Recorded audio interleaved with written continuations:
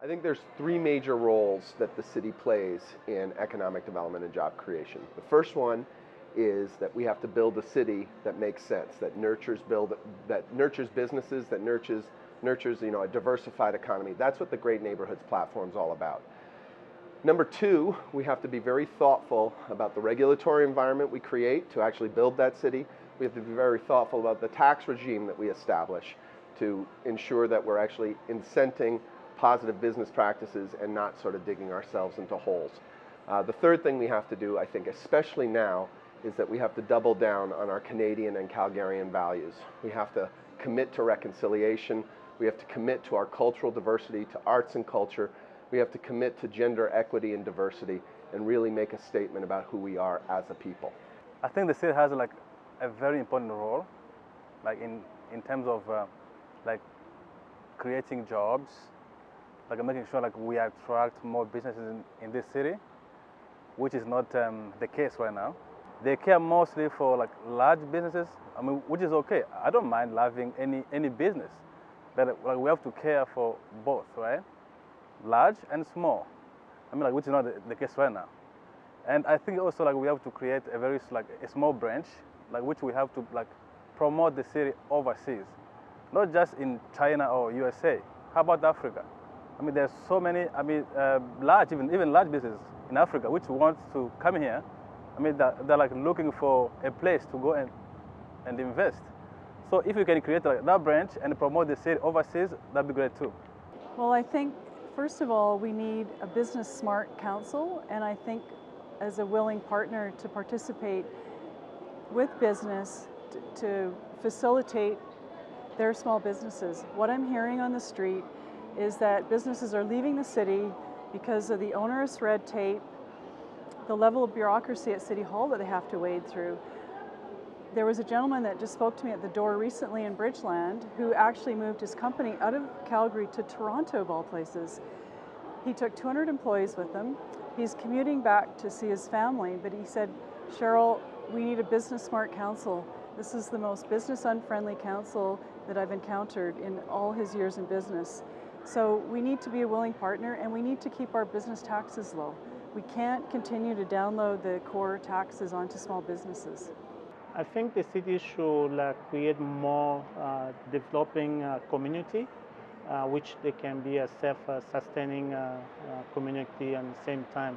So have a better road, better hospital, better bridges, better infrastructure or community hall. So that's why I'm thinking that city can actually focus on those areas to create more jobs.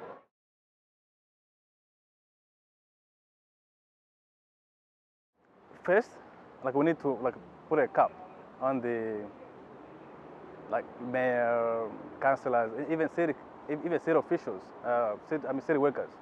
Their salaries need to be, we need a cap on their salaries. So like we also need to ask for money from the province. Like they keep like promising us for money, but they never delivered, right? And we also have to cut some waste in this town, and then see which service we need, and the one we don't need, we just cut it. I think we need to look at the expense side of the balance sheet. There are a lot of pet projects that a lot of councillors push through. We've seen it in some of the public art that has caused a bit of controversy.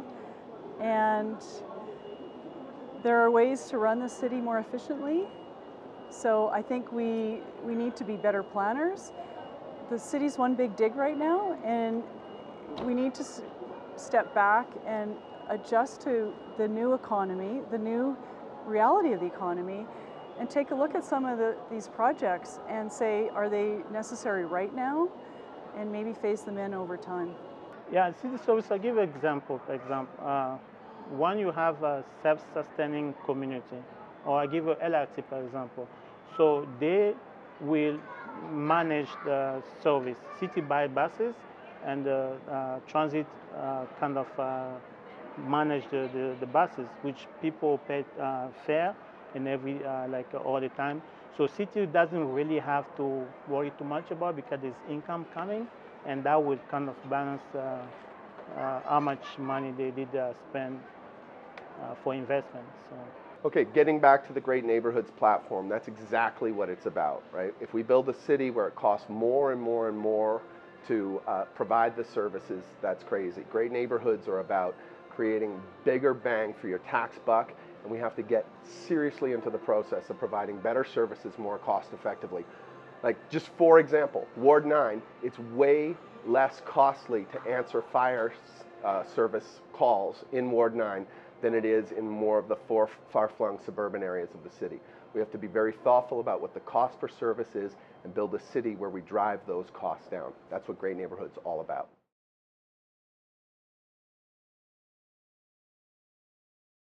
First of all, I don't appreciate that it's become a political football during an election. It's distracting to the record of this council. This is a tax and spend council. Suddenly they're the warriors for the taxpayer. And I think that the process hasn't been done in the public view. We've been left in the dark, and frankly, flames are really important to the city, but we have a professional hockey league that are really good at negotiating on one side of the ice. Here we have a farm team that's trying to lace up their skates, i.e. City Council. We need to bring our A game to the negotiations, and we need to be an A game city. So we can do this. We're a can-do city. Let's figure out a way to get it done, and with respect to the taxpayers. Go Flames! That's a good question. We need, as a city, you need to have a name where people would see you from different parts of the world and say, wow, I'm going to Calgary because of, say, Stampede. Because people, when they talk about Calgary, we talk about Stampede, we talk about flames and stuff like that. So I truly believe the more pride we have, something we can take pride of it, it's beneficial for the city. However, we should have some sort of what we call profit sharing. You know, money invest should somehow get back to the city for, say, 30, 45 years. And once the city recover how much money they spend, and the arena can belong to them. That's my view. I believe that Calgary needs a new arena. We absolutely need it in Victoria Park as part of the Green Line, as part of the East Village, as part of the cultural district that we're building there. I believe that the Flames could pay for the arena with all of their own money and make a tremendous amount of money as a very successful private business. And I think that our offer, which is that we're going to help them, makes sense. It's generous, but it also involves the taxpayer getting paid back. And I think that any solution we arrive at has to involve commensurate public benefit with whatever public dollars go into it. I mean, I support the arena debates. I support it, and I'm not sure if there's anyone in this city who is against the arena. I mean, we have to understand that arenas like this one is very crucial for the economy of this city. I mean, like whenever there's a game here, I mean, people from all over, they come here, they sleep in our hotels, they sleep in, they eat in our restaurants, you know, they visit our museum. So that's money coming in the city. So I think like there's a way we can do this. I mean, my humble propositions is, let's lend money to these guys, because the issue is using public money for private benefits, right? I mean, that's the issue here. So let's just lend these guys money, probably for the lowest interest possible, and see where we can go.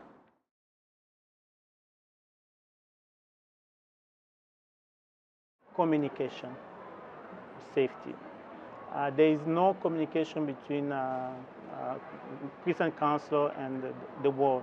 There is no connection, and that's why I'm saying, like, once I'm elected, I will have to attend a mandatory. When I'm saying mandatory, something that I must to attend, mandatory meeting twice a year. That's how we keep a line of communication, and if there's any issues, they can raise up to me, and then if I fail somehow doing my job, I will stand up to my word and say, I'm sorry, but communication is the key, and listening, and being people, they don't want somebody who will say, oh, it's my way or no way. It's a teamwork. City Hall is a teamwork. We work together with the community to make Calgary the best city in the world and in Canada. Well, the big issue in Ward 9 is the issue of building a city of great neighborhoods. Ward 9 neighborhoods are at the forefront of our diversity, of our economic diversification, of our great neighborhood environment. We have to build transit, we have to rebuild our main streets. It's about infrastructure investment into the neighborhoods that built this city, no longer subsidizing a city that doesn't make sense, but doubling down on the city that's going to take us into the future. And Ward 9 is one of the driving sort of laboratories and environments for that city of the future. And that's what we have to get to over the next 4 years and over the next 25 years. My biggest issue in my ward is security. Because based on police statistics, I mean, there's physical disorder, social disorder, there's all this, like commercial break and enter. It's like very constant in my area. I mean, like, not like everywhere in my ward, but I mean, like there are small like pockets, like for Forest Lawn, Pembroke. Like these areas are prone of like crime, drugs and stuff. So, and the people feel like they are being ignored by this chamber here. So, like, we need to give these people a break. And that's why I have a plan for that. Like, I have like to create a special tax in that area. I mean, like mostly in areas mostly affected with this, I mean, like with these problems. So, like, we need to lower taxes for these people, like property taxes and business taxes in these areas. That's my plan for these areas.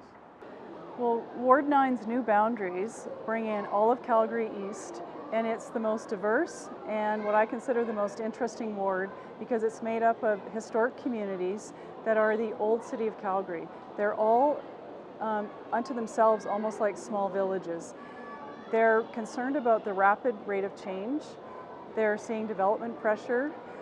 They just have seen a 6-lane highway that's being constructed down there through their neighborhood, and it's being called a Main Street project. Well, there's a disconnect between a 6-lane highway, and we all know what that is, to a quaint Main Street. So they feel like they have not been at the table and part of the process. And they're concerned that there's an agenda at City Hall that doesn't necessarily take their voices into consideration. And my whole goal in getting to council is to bring power back to the people, bringing their voices back into the decision-making process.